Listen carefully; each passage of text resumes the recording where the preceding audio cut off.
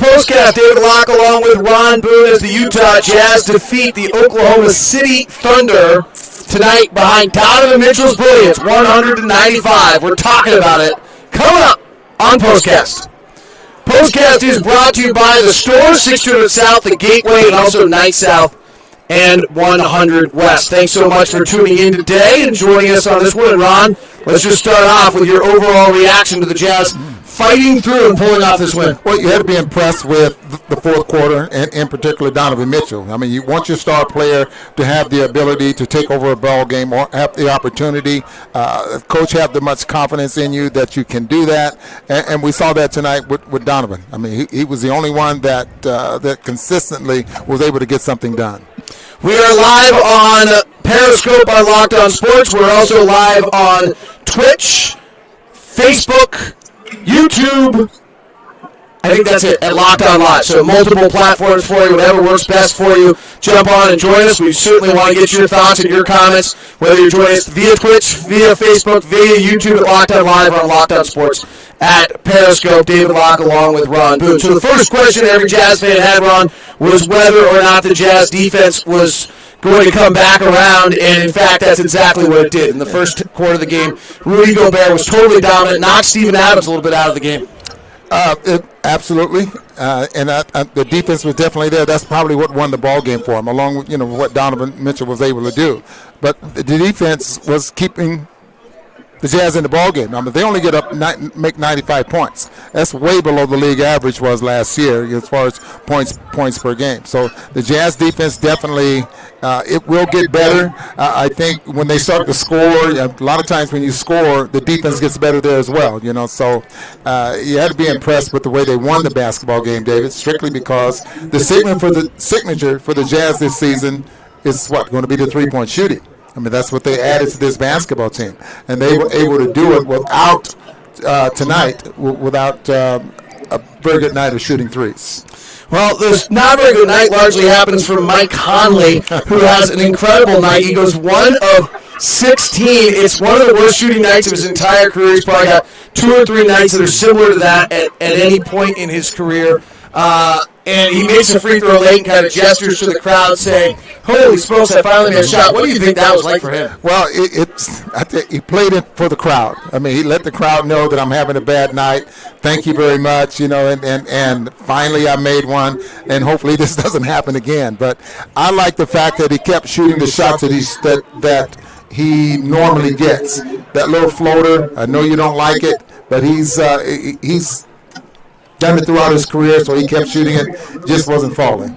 The Jazz then fall behind and really look like they're in a bit of trouble. They go to the fourth. They outscore the Thunder by 11 to win by 5, so they're down 6 heading to the fourth quarter, and then Donovan Mitchell really just showed what anybody wants to know, whether or not he's got a jump in his game. He was a bona fide superstar late. 6 for 11 in the fourth quarter. Not only 6 for 11, he had 7 rebounds, and 5 of those coming on the offensive glass. So you find ways with your star, and he'll find a way to make things happen.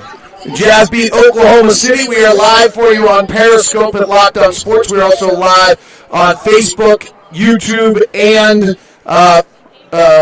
Twitch at Locked On Live, so feel free to send in your questions and any thoughts you might have on this one. The Jazz in Boyan Bogdanovic, they might have learned something about him. He took a fall. Looked like it was a non-contact injury. Couldn't tell. I guess he might have twisted his ankle on a shoot. It was really hard to see what took place. Very frightening. Goes to the locker room, comes back and plays in the second half and had some major plays in that game. He's played 81, and 80 games in his last 3. This is seemingly a guy who doesn't think much about missing games. And the way he walked off the floor, you're thinking the worst. You're thinking maybe a knee, maybe, I don't want to say I don't want to say all those things, but you are thinking the worst, and all of a sudden he's backed out on the floor. You were glad to hear that, okay, it's a sprained ankle and not anything that's really serious. And then the fact that, he goes in, I'm sure they retaped the ankle.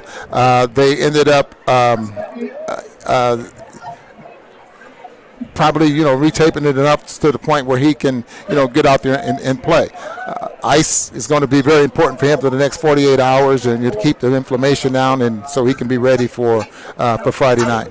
So the Jazz in the second and third quarters kind of lost their way, and really the offense never was very good tonight at any point, Ron. I mean, they in the fourth quarter, Donovan was really good, and they went and found Gallinari and went after Gallinari time and time again, kind of abused Gallinari in a pretty miserable manner, frankly, to the point where Billy Donovan had to be subbing his best player out of probably his best player out of the game defensively. What was not right offensively tonight? I don't think that they won this basketball game not playing the way the Jazz really want to play. I mean, and we talked about this during the course of the ball game.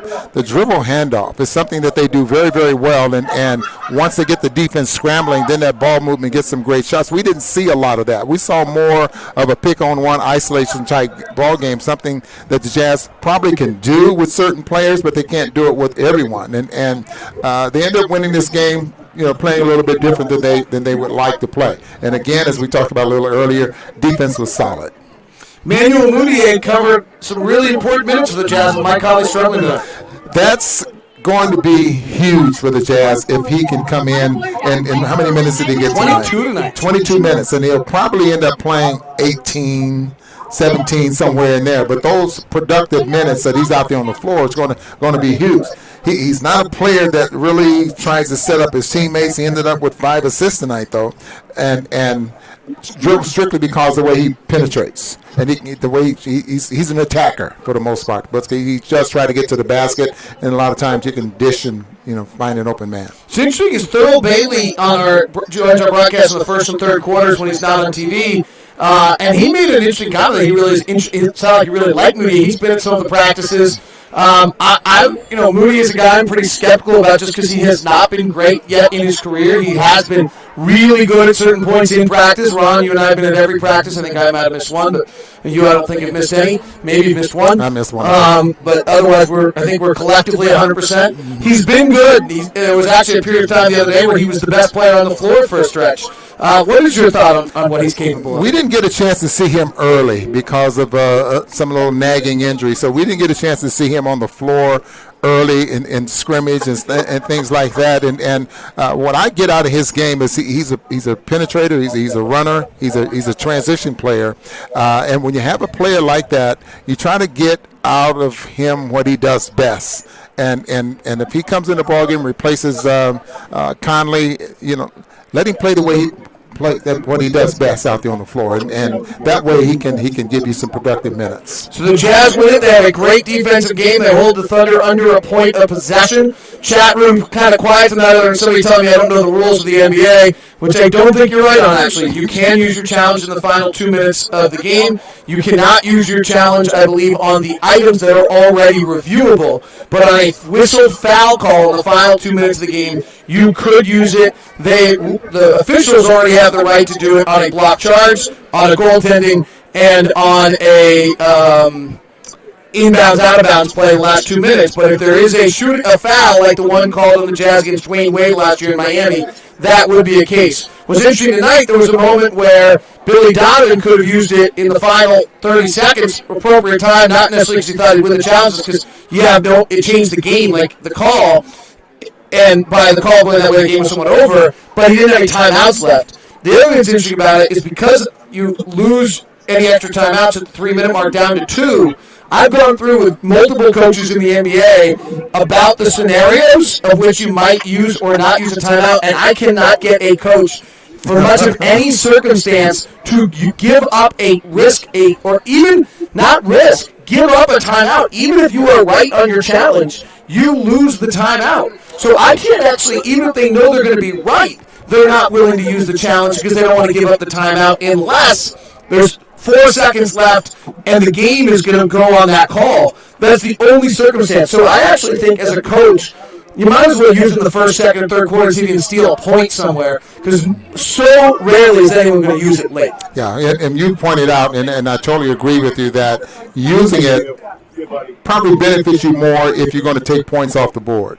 And that was not going to be the case here tonight. Randy Chipman adds in that Rudy Gobert was good tonight. Boy, was he ever. Yes. He was just great tonight. Took Steven Adams completely out of the game. And the Thunder took very, very few shots at the rim all night, and only 4 corner threes, which is because Rudy can hold down the paint. You can stick on the corner threes. Shot distribution was a huge advantage for the Jazz tonight. I'm a big believer in it. They win by 5 tonight. I would guess that they had a 5 to 6 point advantage just based on where they took their shots tonight. On behalf of Ron Boone, I'm David Locke. This has been Postcast. Thanks for tuning in.